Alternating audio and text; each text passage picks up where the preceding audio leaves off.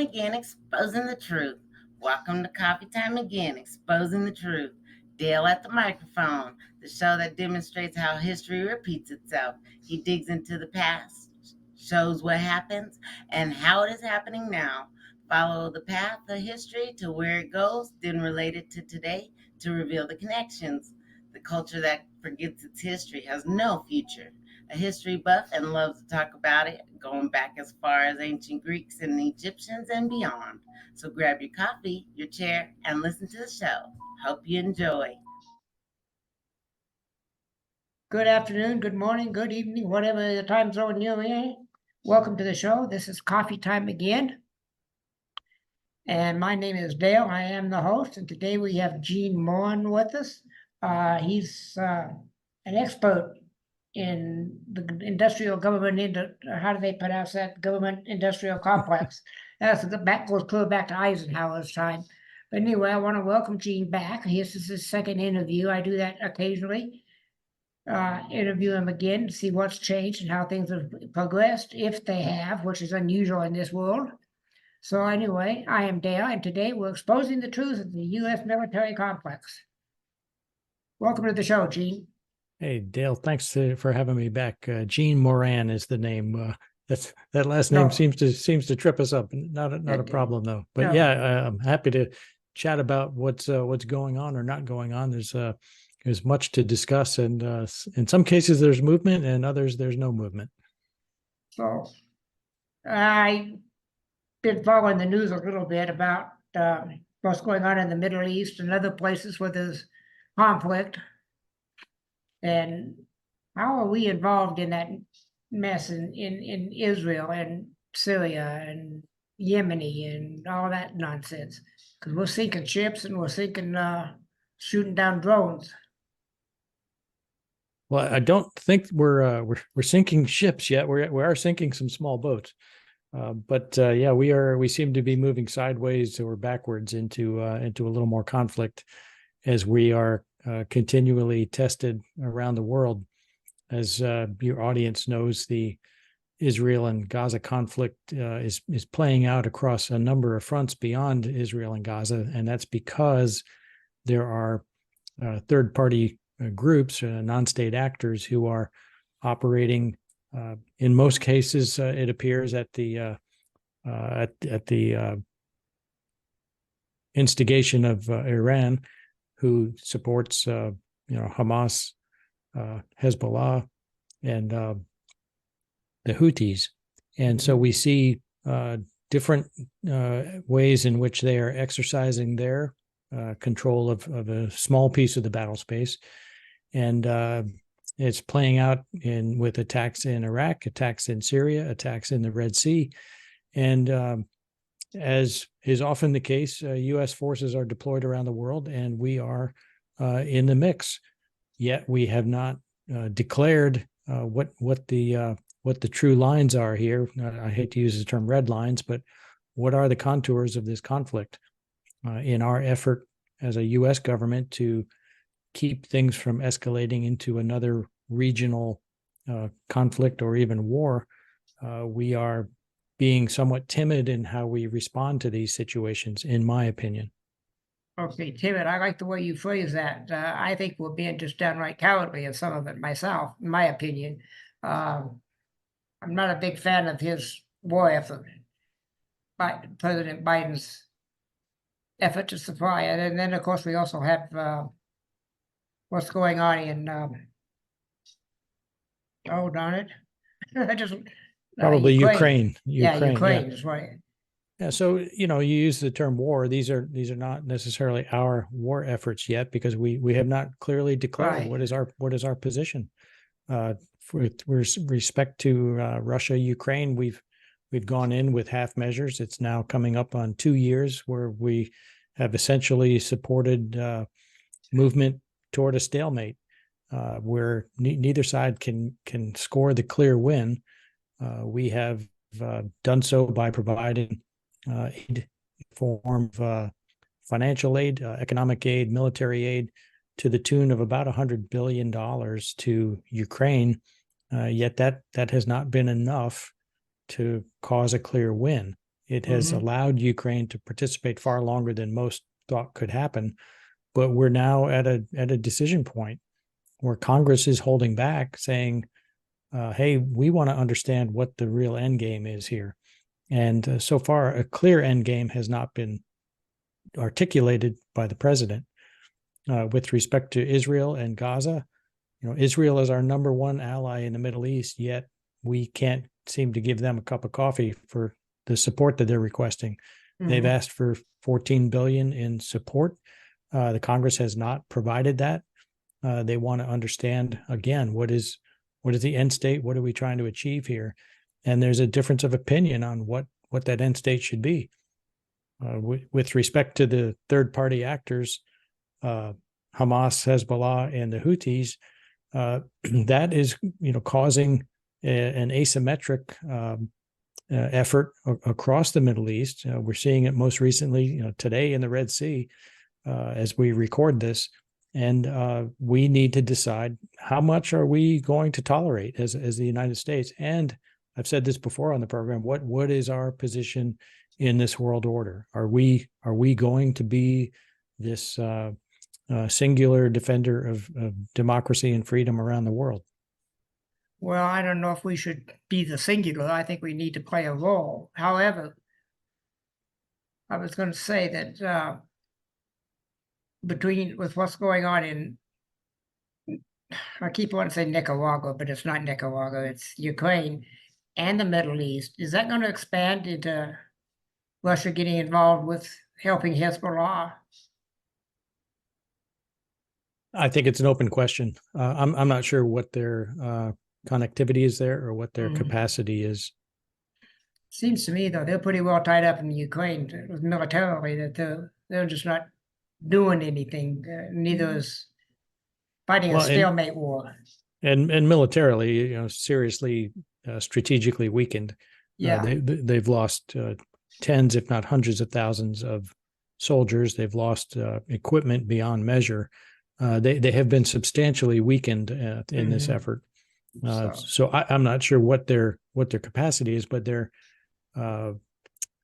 longstanding tradition has been to fight these wars of attrition, to continue to throw people at the problem.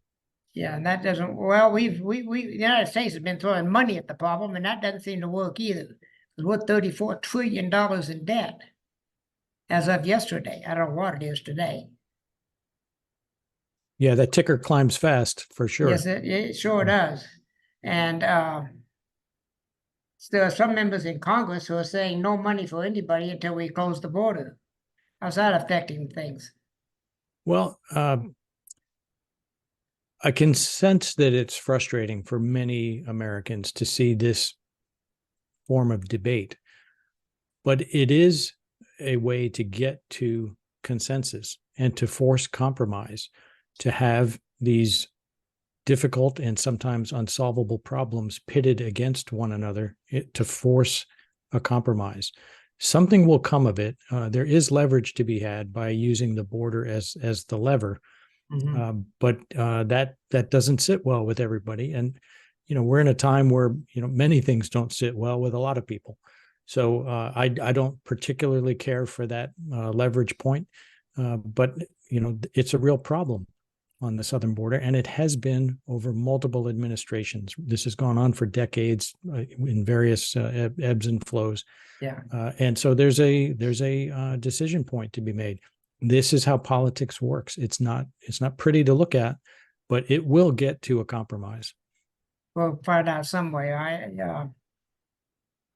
I did an interview with a Border Patrol agent. He had some numbers that just absolutely floored me on what he was talking about. I've got two.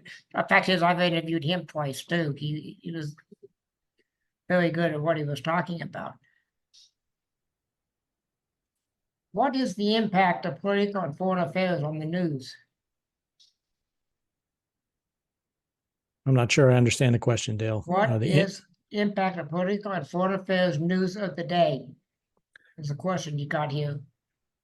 Yeah, well, that's sort of an open-ended question to talk about topical issues. Yeah, and so if some people say, what is the impact of what's going on in the Red Sea to me?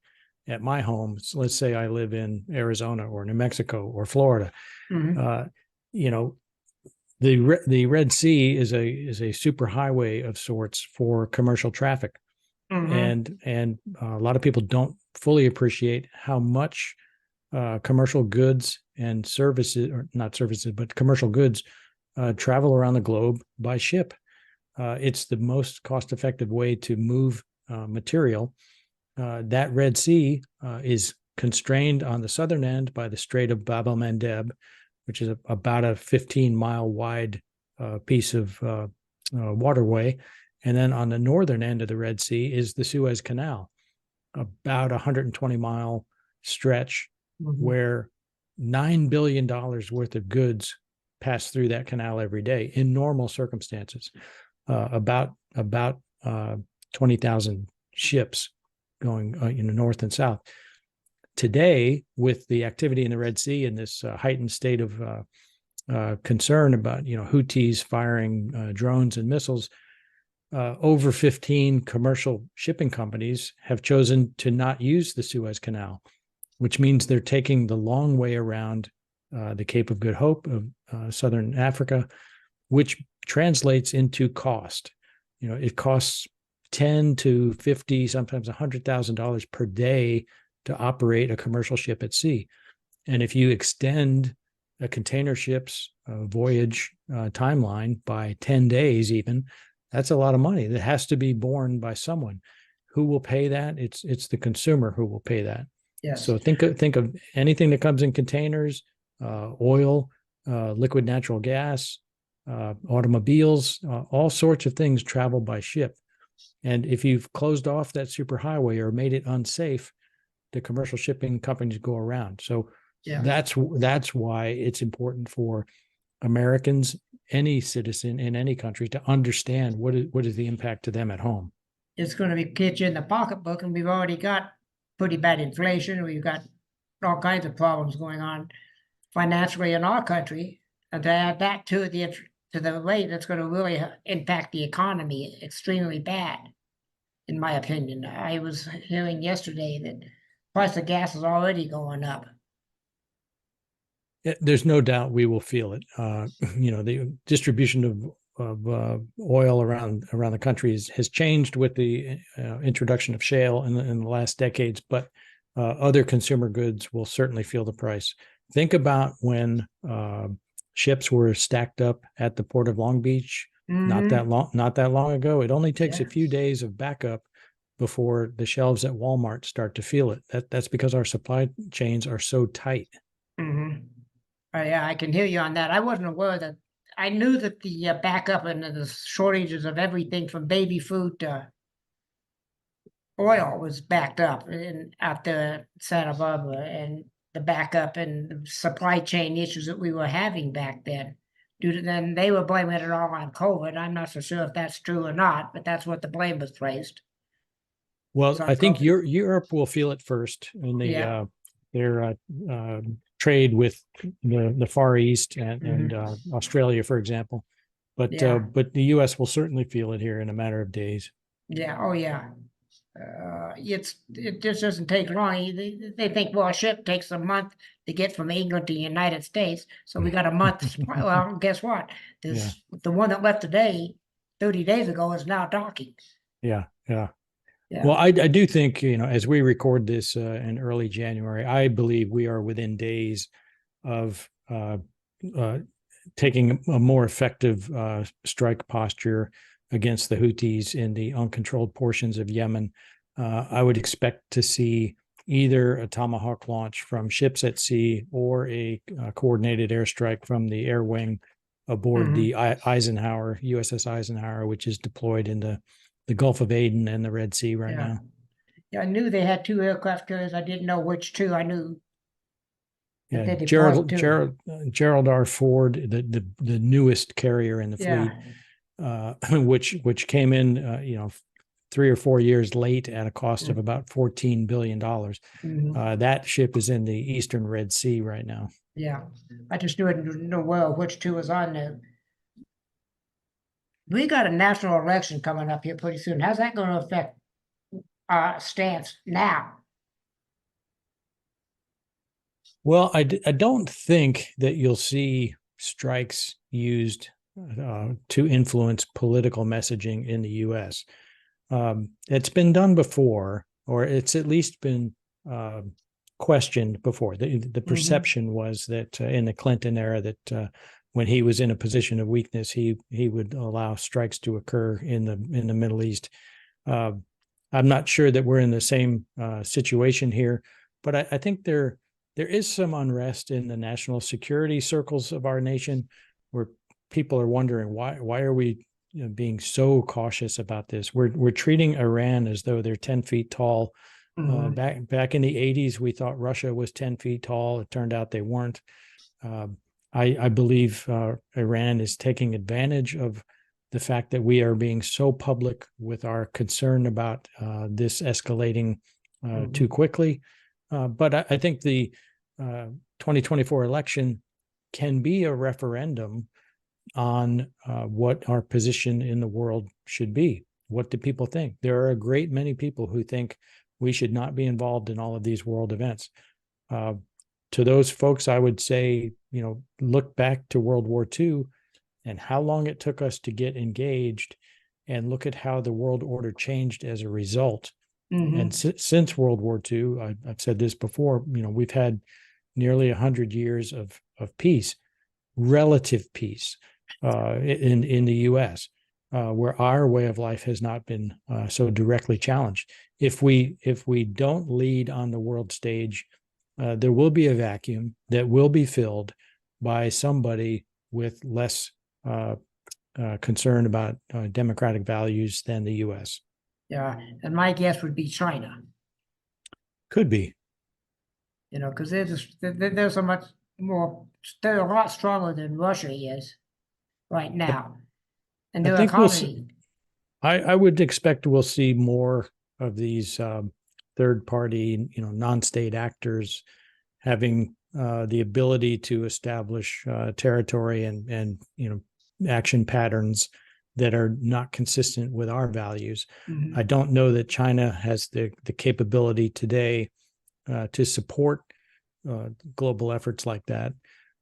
We'll see. We'll see. I can promise it won't be pretty. No, it won't be. What we're dealing with, we're also treating China with kid gloves too, as well as Iran. Yeah, I say that we have very conflicted policy about China. Yeah. The military is ready to take them on head on. The diplomatic world would like to admire the problem for much longer. Economically, we're quite confused about what we're trying to accomplish with our policy. We want Buy America, but it's an impractical political tagline. It would be wonderful if America could make everything that we need. We can't, and that's been decades in the making. We need economic activity with China. It is a extremely large economy on the global scale. It can't be ignored. So I say, we're conflicted in how we want to deal with China. We had the President Xi into San Francisco recently. Yeah, and he signed an AI agreement.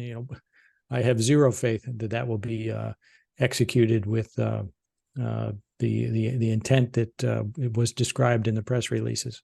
Well, I have a big problem with the press releases on anything. Excuse me. However, that big meeting between the presidents Biden and whatever his name is, I never can pronounce his name. President President Xi. I think it was more of a showboat type thing, even though there was the AI agreement that came out. I agree with you. I don't think either side is going to adhere to what the principles stated were, to be honest with you. Well, I think we're still figuring out what AI will be. Yeah. When the internet came to us, we didn't fully appreciate what it could be, and I think AI will be something an order of magnitude. Will have an impact of an order of magnitude higher. Well, I'm already seeing an impact of AI in podcasting. I'm sure you are too. I haven't gotten into it yet because I don't know that much about it. I'm a little tepid about it, a little afraid of it, till I can get used to it and understand it more.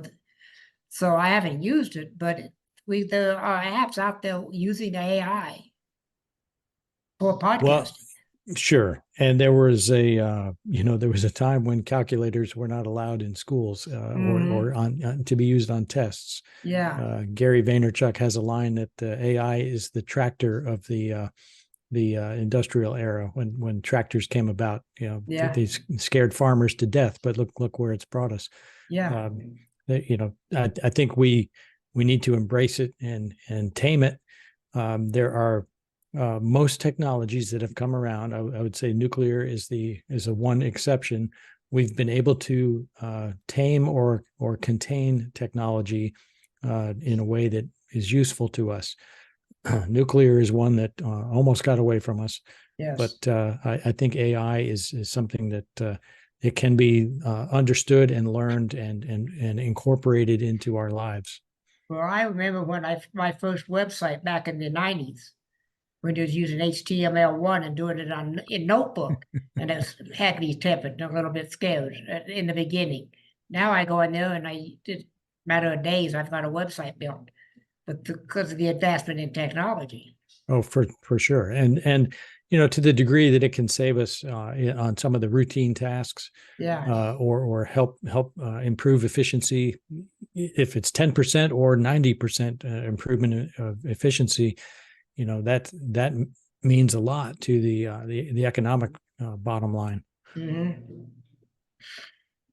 One of your questions you got in here, I understand it, but I think I want my listeners to get a good picture of it. Why does the U.S. care about what happens? And it says in parentheses, name the country. It doesn't matter which country. Why should we care? Yeah, well, that's sort of a follow up to why does the Red Sea matter? Why does the Suez Canal matter? You could ask, why does Ukraine matter? Well, we saw as soon as Russia invaded Ukraine, there was an impact on the global grain market. There's a lot more grain coming out of Ukraine than people understood. There are a lot of energy pipelines that are undersea and move across country boundaries that many just are simply not aware of until there's a disruption in service. Those things can typically be brought home when people have information. Sadly, Dale, we live in a time when the average American does not read a book in a given year. Does not read one book, and so we also have people who don't travel, have not been outside of the U.S. They don't see what else is out there, other than through whatever lens they have chosen to observe the world through. And by that, I mean, we self-select our news, we self-select how we inform ourselves. And unfortunately, that leaves a lot of people with incomplete information and a poor understanding upon which to make some big decisions about what's important. I did a podcast on it, and one of the things I came up with that I noticed when I did my research, that 6 corporations own all of the papers, the major news outlets in the world, or in the United States, not the world, but in the United States. 6 corporations control our news, and they're all the same. That consolidation has taken place over decades. If you look at the Rupert Murdoch's corporation, there was a time when people thought there's no way the Wall Street Journal could ever be sold, until he put a number in front of a disgruntled family, and they bought. Yeah. Money seems to talk real loud.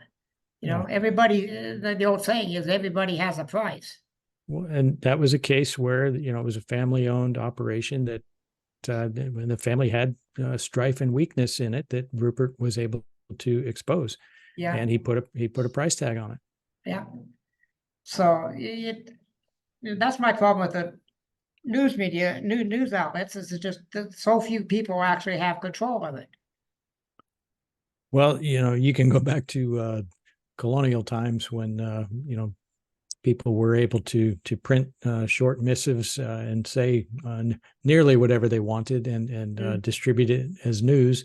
I think Ben Franklin made some money doing that, and Yeah, it has certainly evolved over time, hasn't it? it most certainly has.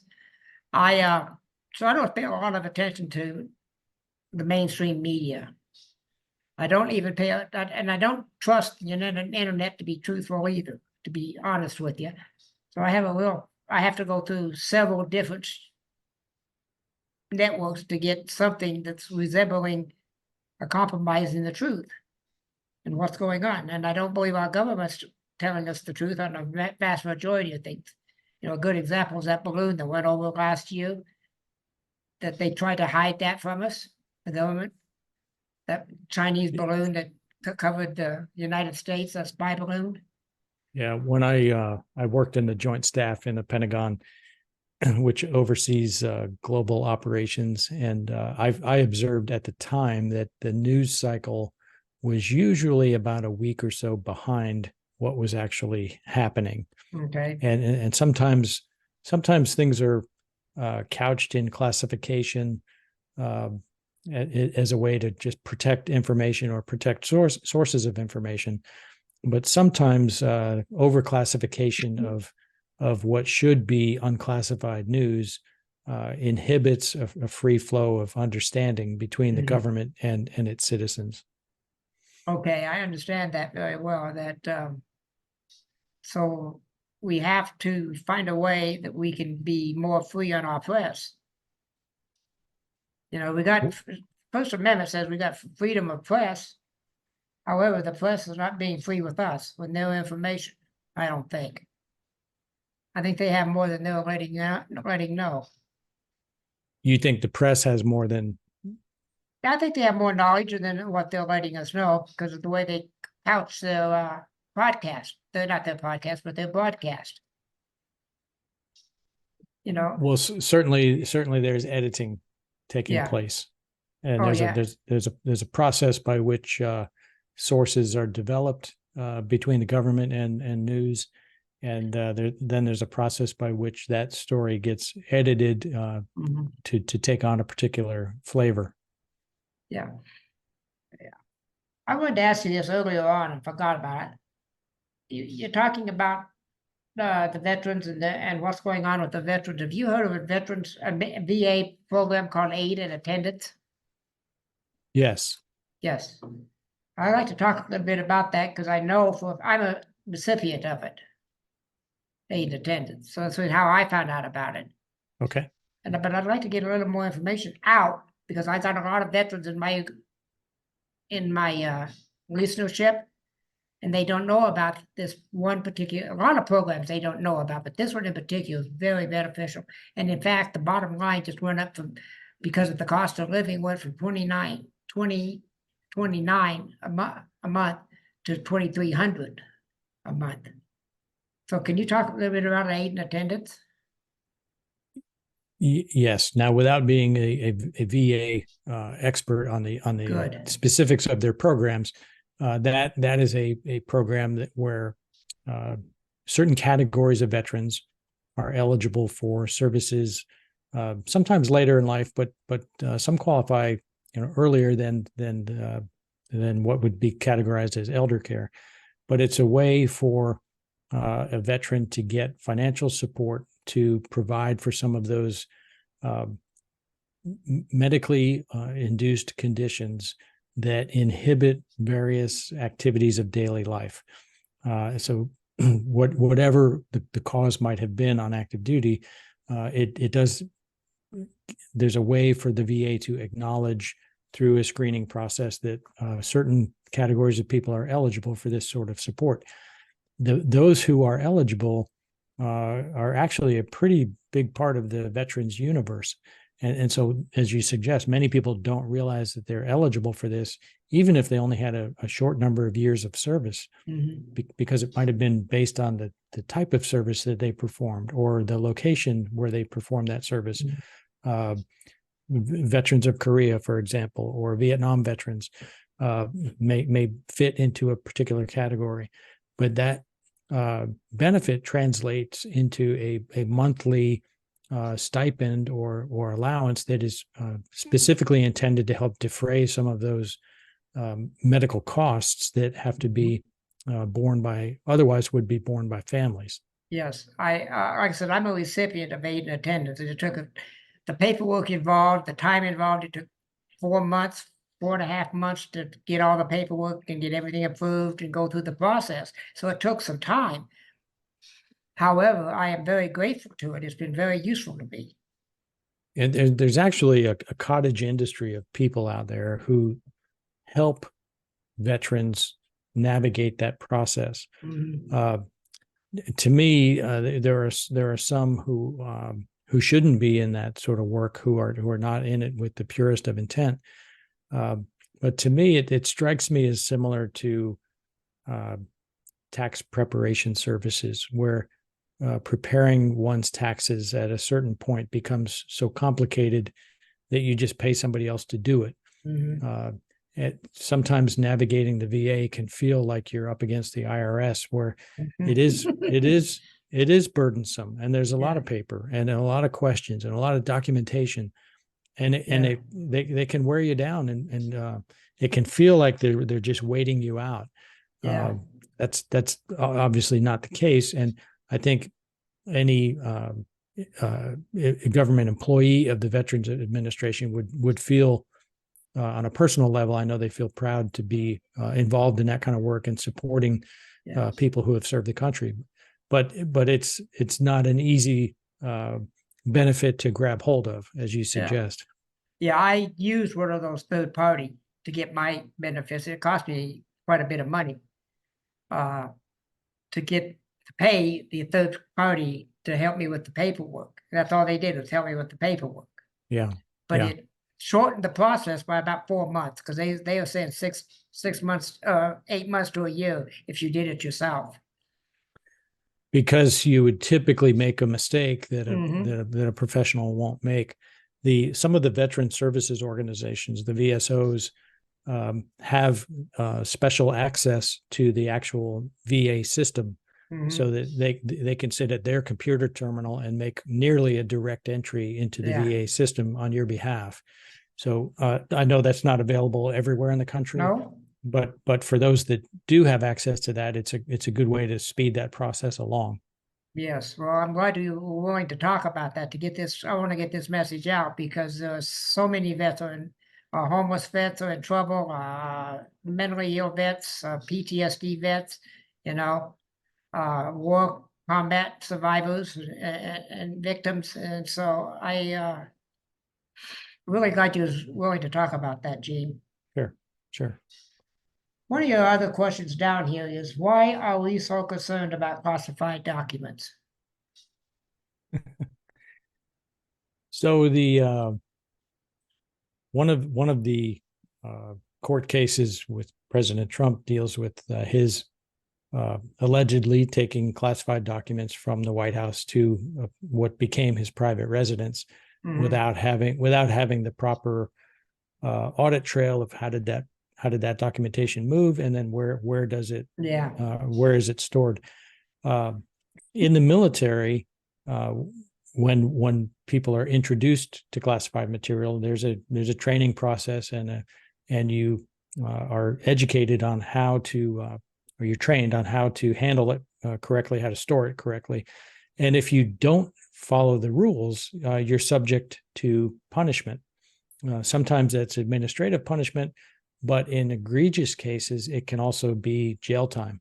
And this does happen. And I have had sailors who worked for me who were involved in the mishandling of classified material to the degree that it warranted a form of punishment. I think President Trump is challenging what are the bounds of his executive authority to make that decision himself. And I think that's a fundamental question that the court case will deal with. Now, I have my opinion on it based on my history of decades of working in and around highly classified material, but I think his opinion of what his what the bounds of his office were in this case, I think he's in a minority opinion. It may be that we get new law as a result of this court case. I'm not sure, But it matters in that others are watching. And so if we want to have a system within the military and within government where we know how government secrets are controlled, then everybody has to participate and live by those rules. If there are exceptions made to how those rules are enforced, then you don't have rules. Mhm. And so that's why it matters. This is not a trivial issue. It's being presented as such on some news outlets Yeah. that hey, we're making a big deal out of however many pieces of paper it is. It's not just the pieces of paper; it's the sources behind some of the paper. It's the intent. In some cases, it was options of wartime considerations presented by the chairman of the Joint Chiefs. I used to prepare some of those documents, or I should say I had a hand in preparing some of those kinds of documents. And if you collect enough of those over time, you can see, okay, well, these are the courses of actions that are likely to come from whatever sort of event. You don't want that out in the open. It's not healthy. It's not safe. It doesn't add to the security of our country. Having some control of that is an appropriate way to assure the greater security of the nation. It's not about the individual who made a mistake here or who is claiming some special right or privilege. It's about looking out for the nation. Yes, I agree with you. Military service, I didn't deal with classified documents. I was a cook, but I can see why that's it. And I understand about classified documents. My brother, well, like I told you earlier, was in the Navy for 20 years, over 20 years. And he dealt with a lot of classified documents because he dealt with nuclear weapons on the various aircraft carriers he was assigned to. So he understood it better than I did. No, there are various categories of classification. Yes, there is. And what we're talking about with what was found at Mar-a-Lago was among the most classified levels that are in existence in our government. Yeah. It doesn't mean that they were appropriately classified at that level. I'm not sure. I don't know. But what has been reported as having been found does fit a very high level of classification. Yeah. And one of your questions, I kind of alluded to it earlier, but one of your questions on here is what are the broad themes of the national elections and what do they mean? Yeah, I think they're almost irrelevant in this particular case because I think this election is boiling down to are you with President Trump or are you with President Biden? Yep. And I think you'd have to scratch your head really hard to find somebody who doesn't have an opinion about either of those two. If it's those two who advance, through the primary and onto the ballot, any other issue doesn't matter. No. Because President Trump rose without having a Republican platform. No. At the convention, they decided we don't need a platform. We're going to follow President Trump. President Biden, is facing a different set of challenges. I think he's well understood as a longtime foreign policy hand. But I think it's a fair question as to whether or not he's able to perform the job in the way that he thinks he's able to. My personal opinion is that for reasons that I cannot fully explain today, I don't think either one of them will be our next president. I think things are going to happen that will force a set of circumstances upon us such that neither of those two will be the president. You can mark the date and we can come back to this a year from now and see what happened. See what happened. Yeah. I think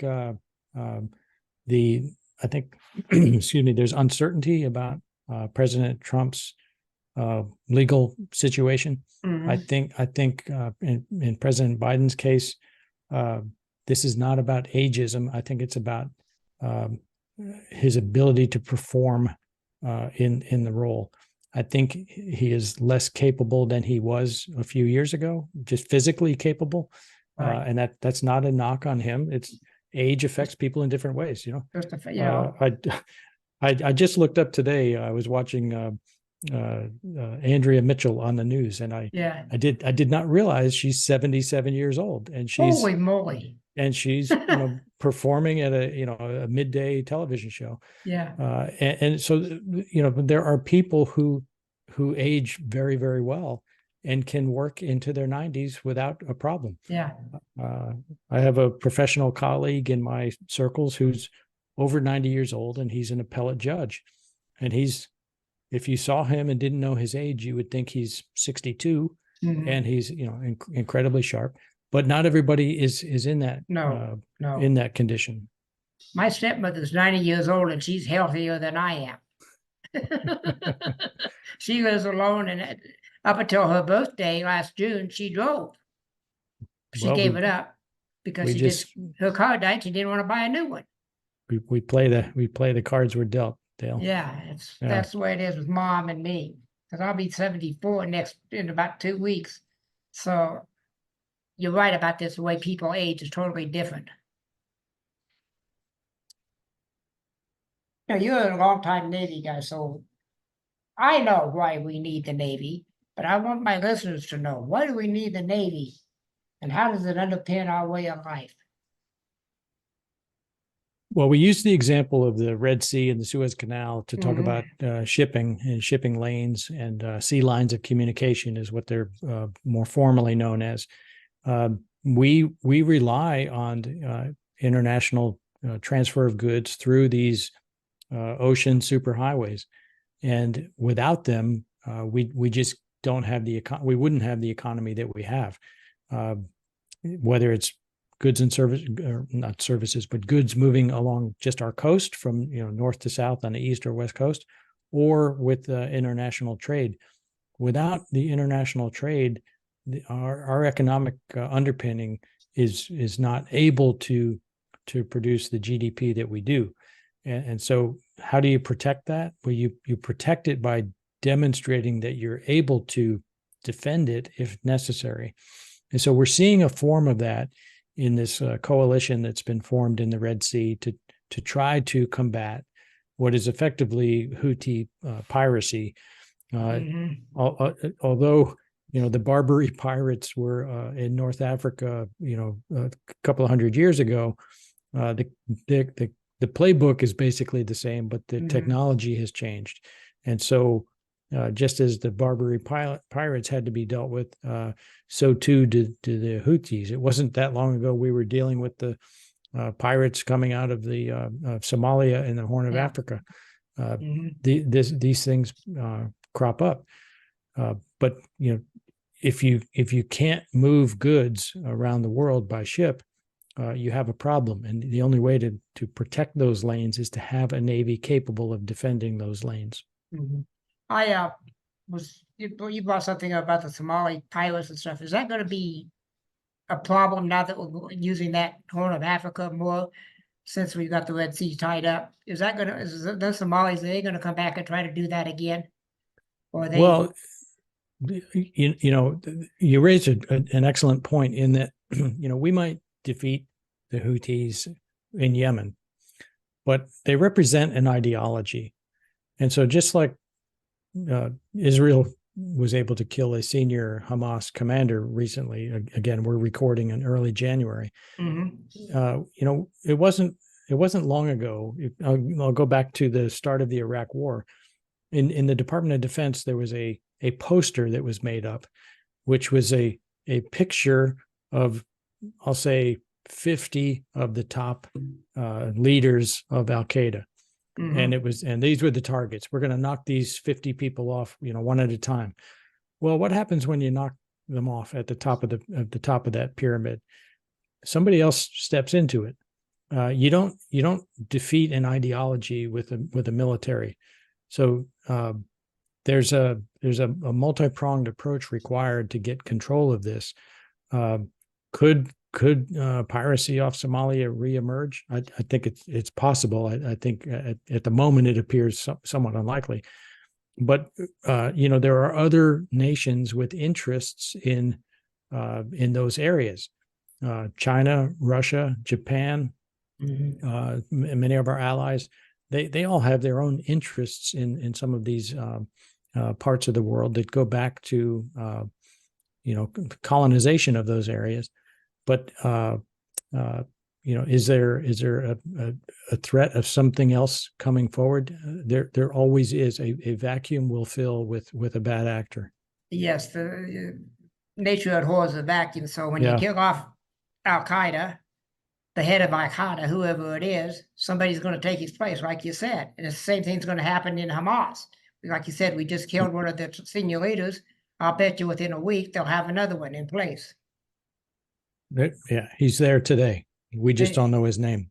Okay, I'm not in the least bit surprised that this happens. I understand that. I understand that you can't deal with an ideology with a bullet. It just doesn't work real well.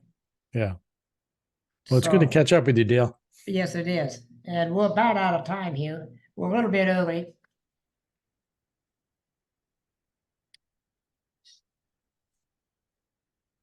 How's this LGBTQ situation working out within the military? I can't get all the numbers right on that, but the LGBTQ plus or whatever the letters are, the gay community. Is that causing some problems within our military, or is it, because I don't hear that much about it?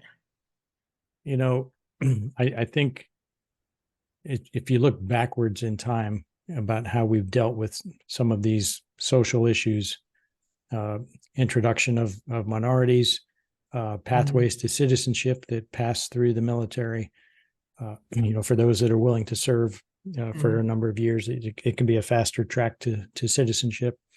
If you think back to the 90s of don't ask, don't tell, it almost seems quaint now as kind of a silly way to have approached a condition of life that people can either agree with or disagree with. The reality is that we have a recruiting problem. We need qualified people to perform all sorts of military roles. We've demonstrated that in many cases that concern about one's sexual orientation doesn't matter. When it gets into having to change military standards, I think that can be a legitimate cause of concern. But I mean military warfighting standards, not somebody's perception of how you should necessarily look or dress. I think it's an issue outside the military much more than it's an issue inside the military. Okay. All right. Anyway, I'm going to stop the recording. I think we pretty much covered everything on your list. Is there anything you need to say? Dale, it's great to catch up with you. It is. I wish you and your audience well in the new year, and happy 2024. 2023 for me was rough. I hope this one's a better one. But anyway, you have a marvelous time and stay good. And I may be back in touch with you again one of these days just to catch up and see what's going on, Gene. So anyway, I'm going to shut the recording up, but we got a second. Thank you for listening to the show. There are show notes and a place to comment at https://coffee-time-again.libsyn.com/website. He hopes that you liked what you heard and will tell others about him. Dale is attempting to get a following that both disagrees and agrees with him. He does not want yes men. If you disagree, wonderful. He is happy to have you here as a part of the Coffee Time Again team. Dale does not talk about the news of the day. He is attempting to give a history lesson that is just as important about what is going on in the headlines of today. Please do not hesitate to contact him. Just remember that Dale wants a clean show, meaning no cussing, name calling, yelling, or hate allowed. You can disagree with him and not be disagreeable about it. Support him and help keep this alive. https://glow.fm/coffee-time-again.